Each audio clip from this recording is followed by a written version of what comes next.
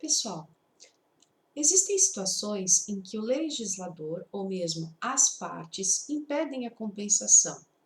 Então, é lícito que os dois sujeitos envolvidos nas duas obrigações civis, por cláusula expressa, abram mão da compensação ou apenas uma das partes, um dos dois envolvidos, renuncie ao direito à compensação.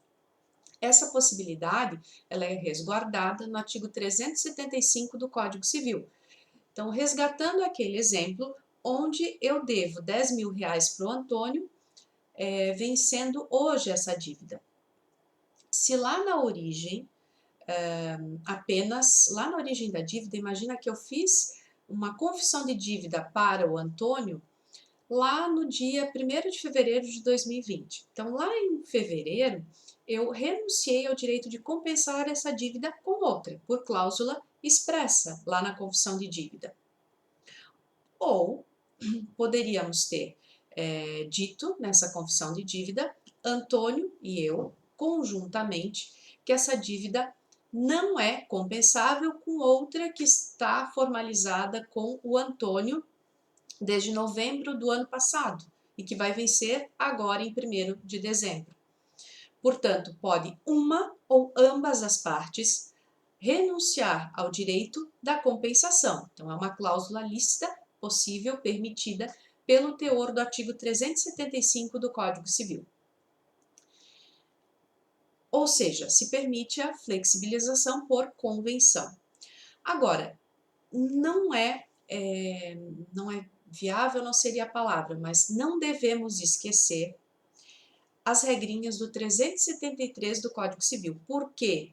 Naquelas hipóteses dos 3 incisos lá previstos, mesmo que ocorra compensação legal, mesmo que ocorra compensação convencional, não se possibilita de modo válido a compensação.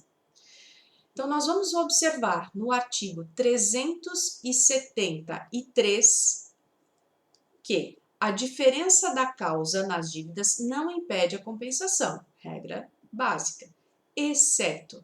Então, os 3 incisos que vão seguir, eles proíbem a compensação quando em uma das obrigações que seriam compensáveis, porque presentes todos os requisitos, que a gente já conhece, reciprocidade das obrigações, liquidez das dívidas, fungibilidade das dívidas e que elas sejam exigíveis entre si.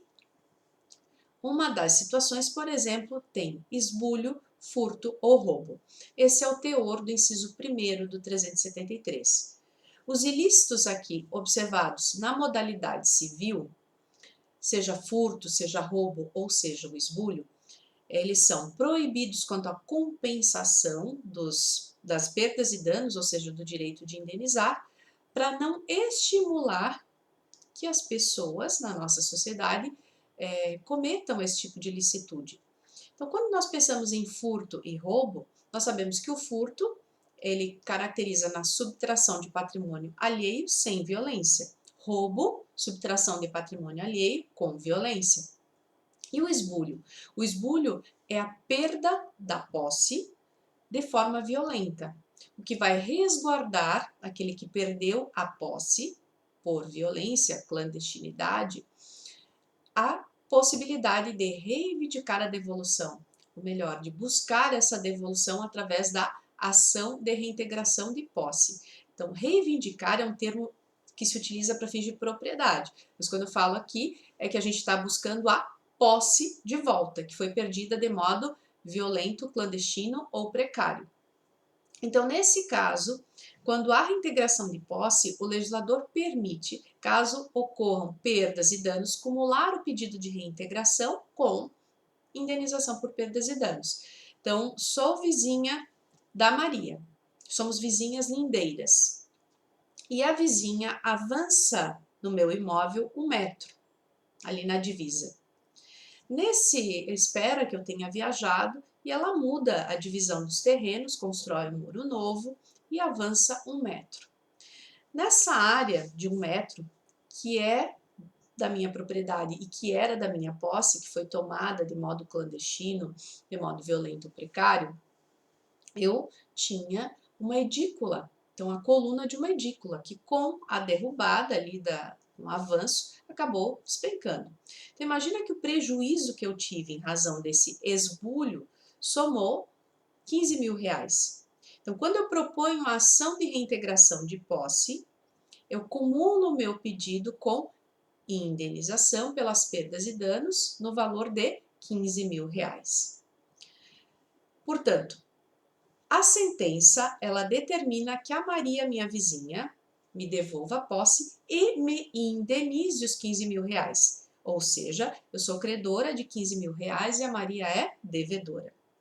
Só que antes dessa tomada da posse de modo violento, clandestino ou precário, nós, Maria e Patrícia, éramos amigas. E eu havia emprestado dela, portanto, eu sou devedora para ela, no valor de 12 mil reais.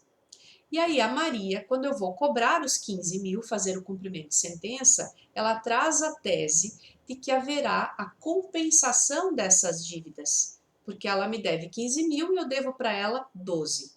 Nós vimos aqui no inciso 1º que é proibida a compensação das dívidas quando a causa do débito, a causa debitor de uma, envolve, como no nosso exemplo, o esbulho. Ou seja, não há viabilidade de compensação. A Maria vai ter que me pagar os 15 mil reais e depois, em outro negócio, a execução ou cumprimento de sentença, ela vai me cobrar os 12 mil. Então, não há compensação nesse caso. O mesmo ocorre no roubo e no furto, porque são crimes contra o patrimônio e também cabem, ele é resguardado, a vítima é resguardado o direito de buscar os prejuízos que teve envolvendo o meliante. Então, nesse caso, também quando a causa do débito é furto ou roubo, já sabemos que não há compensação.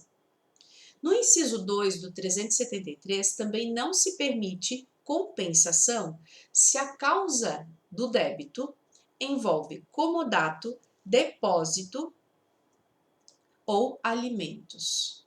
Então, depósito é um contrato onde uma pessoa deposita junto a outra bem móvel, com o fim de guardar, conservar e depois devolver. Esse depósito, na regra geral, é gratuito, mas o legislador permite que ele seja remunerado. Então, o depósito é o que se faz, por exemplo, quando se deixa o veículo estacionado num parque de estacionamento de um mercado, shopping, enfim, ou uma empresa que guarde os veículos estacionados naquele local.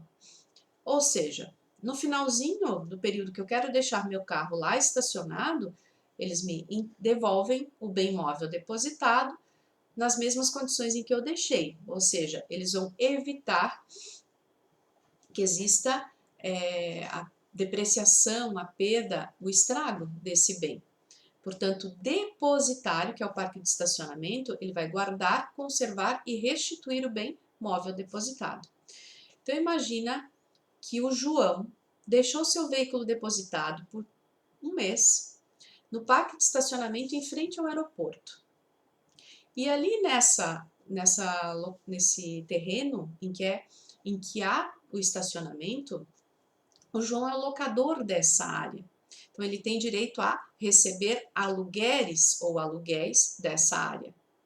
E aí surge a dúvida: será que é possível compensar uma dívida pela outra? Pelo que a gente observa aqui no inciso 2, não haverá compensação, porque se qualifica o estacionamento como depósito.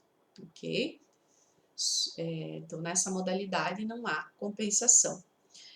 No caso dos alimentos e no caso do comodato, então, nos 3 institutos aqui citados no inciso 2, o legislador breca a possibilidade de compensação, justamente porque esses 3 institutos têm caráter assistencial. Então, no depósito, a gente viu que, como regra, ele é gratuito. O comodato seria o uso de bem infungível de modo gratuito. E os alimentos, eles têm caráter de assistência, de subsistência, aquele que recebe o valor.